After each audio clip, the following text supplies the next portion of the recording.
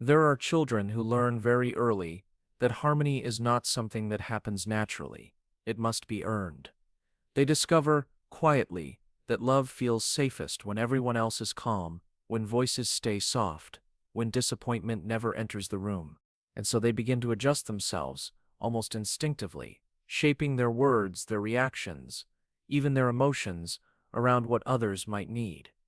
These children are often described as easy, polite, mature beyond their years. They do not demand much. They rarely cause trouble. They sense tension before it is spoken and move quickly to smooth it over. A smile arrives before tears have time to form. Apologies come even when no harm was done. They learn how to disappear without leaving, how to stay present without taking up space. From the outside, it looks like kindness, cooperation, emotional intelligence. But inside, something quieter is forming. A belief that safety lives in approval. That connection depends on being agreeable. That love, once withdrawn, might never return. This pattern rarely begins with intention. No child wakes up and decides to become pleasing. It begins in moments too small to notice. A raised eyebrow when emotions are expressed too loudly. A sigh when needs interrupt. An adult's exhaustion. Praise given only when behavior is convenient. Affection that feels warmer when expectations are met. Slowly, the child starts to connect emotional survival with emotional suppression. They learn which parts of themselves are welcomed and which ones create distance. Curiosity becomes caution. Anger becomes shame. Sadness becomes something to manage alone. Over time, the child begins to scan every room, every face, searching for cues. Who needs comfort? Who needs space? Who must not be upset? The self becomes flexible, adaptable, endlessly considerate. Often these children grow up in environments where emotional unpredictability exists. Not always abuse, not always neglect, sometimes just inconsistency. Love that fluctuates, care that depends on mood, stress, or circumstance. In these spaces, children become interpreters. They learn to read between tones, to anticipate reactions before they happen. Pleasing becomes a form of protection. In other cases, the environment rewards performance. Achievement brings attention. Good behavior brings praise. Being helpful brings affection. The child internalizes the idea that worth is something proven, not inherent.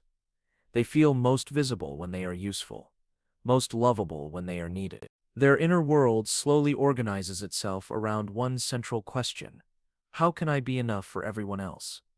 What is rarely acknowledged is how exhausting this becomes. Even in childhood, the nervous system stays alert, always listening, always adjusting. The body learns tension as normal. Relaxation feels unfamiliar. Rest feels earned only after everything is done and everyone else is satisfied. The child may not know how to ask for help, because asking feels like a burden. Emotionally, these children often struggle to identify their own needs. Not because they do not have them, but because those needs were never prioritized. Desire feels selfish. Boundaries feel dangerous. Saying no feels like rejection waiting to happen.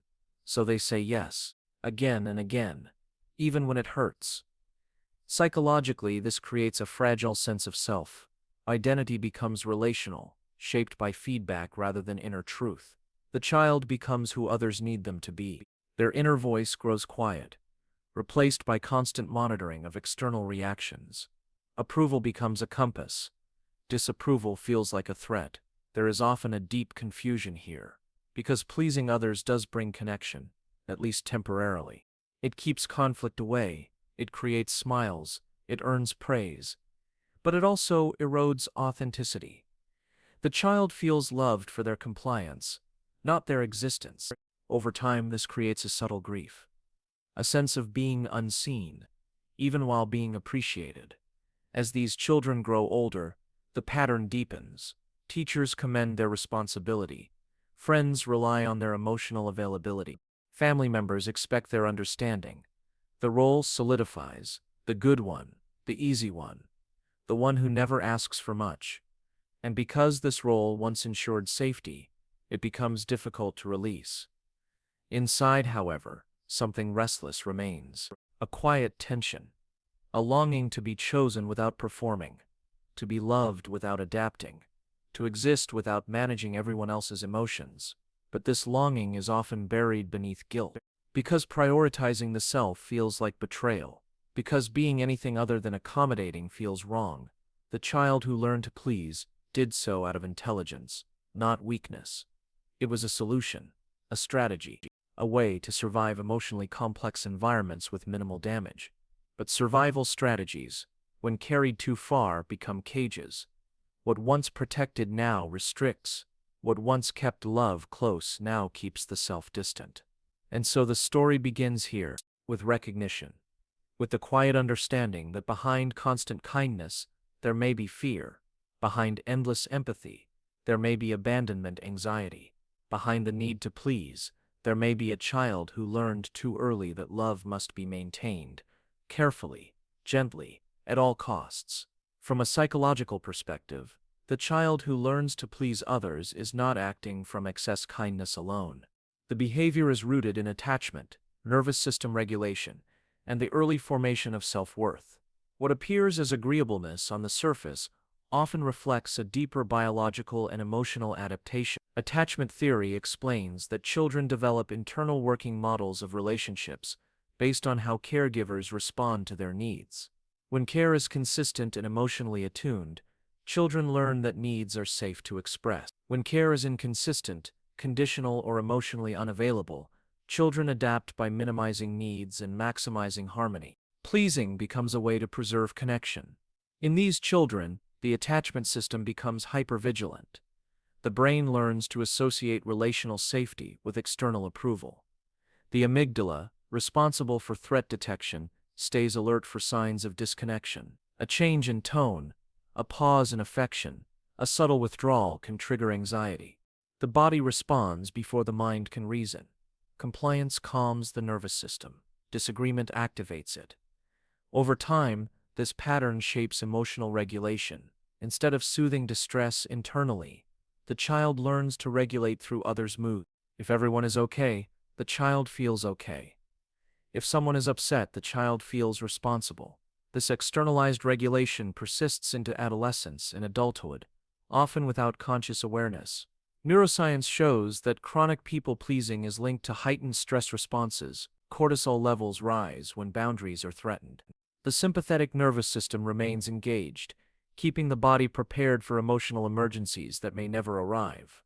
Rest feels unsafe. Stillness feels unfamiliar. Hyperattunement replaces presence.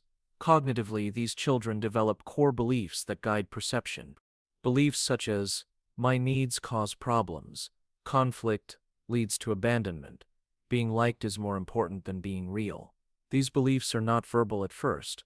They live in the body, in muscle tension, in shallow breathing, in the instinct to smile during discomfort. As the child matures, these beliefs become internal rules. Do not disappoint. Do not ask for too much. Do not create waves. The inner critic becomes active, monitoring behavior constantly. Mistakes feel catastrophic, not because of the mistake itself, but because of the imagined loss of connection that might follow. This creates an internal conflict that is difficult to articulate. On one side, there is a genuine desire for closeness.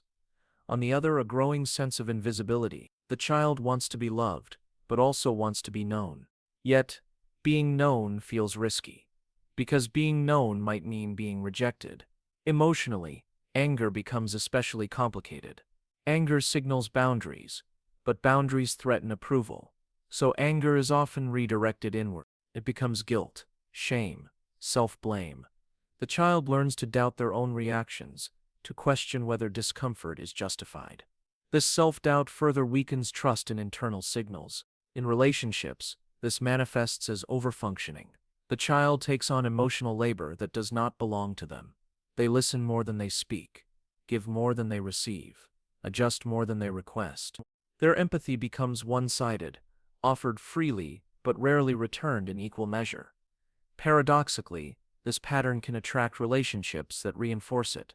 People who benefit from emotional caretaking often gravitate toward those who provide it effortlessly. The pleasing child becomes indispensable, yet unseen, needed, yet not deeply met. The imbalance feels familiar, almost comforting, because it mirrors early dynamics. Inside, however, tension builds. The nervous system carries unmet needs. The psyche holds unexpressed emotions. Fatigue accumulates. Sometimes it emerges as anxiety, sometimes as depression, sometimes as sudden resentment that feels confusing and shameful. The child wonders why kindness feels so heavy. There is often grief here. Grief for the self that was never allowed full expression. Grief for needs that were silenced before they were fully understood.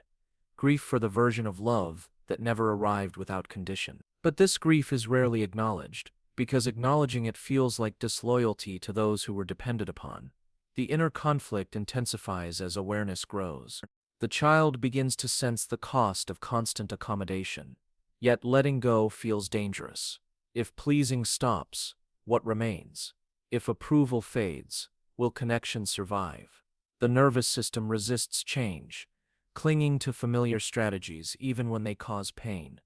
Psychologically, this is the tension between safety and authenticity. Pleasing offers safety. Authenticity offers truth. For the child who learned early that truth threatens safety, choosing authenticity feels like stepping into the unknown. The body reacts with fear, even when the mind understands the need for change. This is why people-pleasing cannot be reduced to a personality flaw. It is a learned survival response, encoded through experience, reinforced by biology, and sustained by belief. Understanding this is not about blame. It is about compassion, because beneath the behavior is a child who learned to protect connection in the only way available. And beneath the conflict is a quiet question waiting to be answered. Is it possible to be loved without performing? Is it possible to belong without disappearing? Is it possible to stay connected without abandoning the self? The turning point for the child who always tried to please does not arrive loudly. It does not announce itself with certainty or clarity. It often begins as discomfort, a quiet fatigue, a sense that something feels misaligned even when everything appears fine. The smile still comes easily, the empathy still flows, but beneath it there is a growing awareness that something is missing. This awareness is not intellectual at first, it is somatic. The body begins to protest, exhaustion lingers even after rest, anxiety appears without clear cause. Joy feels muted. The nervous system, long accustomed to vigilance, begins to show the cost of constant adaptation. The strategy that once ensured safety now drains vitality. Psychologically, this moment represents a shift from unconscious survival to conscious noticing. The child, now older, begins to observe the pattern rather than simply live inside it. They notice how quickly they apologize, how often they minimize their needs, how instinctively they take responsibility for others' emotions. This noticing is subtle but profound, because what can be observed can eventually be questioned. The realization often carries grief, not dramatic grief, but a quiet mourning, a recognition of how much of the self was shaped around others, how many preferences were silenced before they could form language, how often being good replaced being real. This grief is not about blaming the past. It is about acknowledging what was lost in the process of staying safe. Healing begins not with change, but with permission. Permission to feel discomfort without immediately fixing it. Permission to notice resentment without judging it. Permission to acknowledge needs without acting on them yet. For a nervous system conditioned to equate needs with danger, even this internal permission is radical. At the psychological level, healing involves developing internal regulation, learning, slowly, that safety does not have to come from external approval, that discomfort does not automatically lead to abandonment, that emotions can be held inside the self without being resolved through others. This is not a cognitive shift alone, it is a bodily one. The nervous system must learn new associations. Boundaries must be experienced as survivable. Silence must be felt without panic. Saying less must not feel like disappearing. Each small moment of authenticity, when it does not lead to rejection, gently rewires expectation. The body learns through repetition that connection can remain even when performance softens. There is resistance here, deep resistance, because the old pattern worked. It kept peace. It preserved relationships. Letting it go can feel like dismantling identity itself. Who is the child without usefulness, without accommodation, without emotional labor? The fear is not just of rejection, but of emptiness. This is where compassion becomes essential. Not self-improvement, not self-criticism, but understanding. The child did not choose this pattern arbitrarily. It was intelligent, adaptive, necessary at the time. Honoring that truth allows the nervous system to relax its grip. Survival strategies release only when they feel appreciated, not attacked. Gradually, a new relationship with the self begins to form, one where internal signals are trusted, where discomfort is seen as information rather than threat, where needs are acknowledged even if they are not immediately met. This does not turn the child into someone cold or detached. Empathy remains, kindness remains, but they are no longer offered at the cost of self-erasure. Psychologically, this integration creates coherence. The self no longer fractures to maintain harmony. Emotions align, the inner critic softens, the body rests more deeply. Relationships shift, sometimes subtly, sometimes significantly. Some connections deepen with authenticity, others fade when pleasing is no longer provided. This can be painful, but it is also clarifying. The child begins to experience a different kind of safety. Not the fragile safety of approval, but the steadier safety of self-connection. Being alone feels less threatening. Silence feels more spacious. Saying no longer feels like abandonment in motion. There is a growing trust that the self can survive emotional tension. This is not a transformation into fearlessness. Fear still arises. Old reflexes still surface under stress. But now there is awareness, choice, the ability to pause between impulse and action. The child no longer disappears automatically. They remain present, even when discomfort appears. In the end, healing is not about becoming less caring. It is about becoming more whole, allowing care to flow in both directions, allowing the self to exist without justification, allowing love to arrive without being managed. The child who once learned to please learns something new, that they do not need to earn belonging, that connection does not require constant vigilance, that being real, even imperfectly, is enough. And perhaps the most important realization settles quietly into the body, that love, when it is real, does not ask for disappearance. It asks for presence. You were never meant to be loved for how well you disappear. If this reflection resonated, allow yourself to sit with it. Awareness is the beginning of gentleness.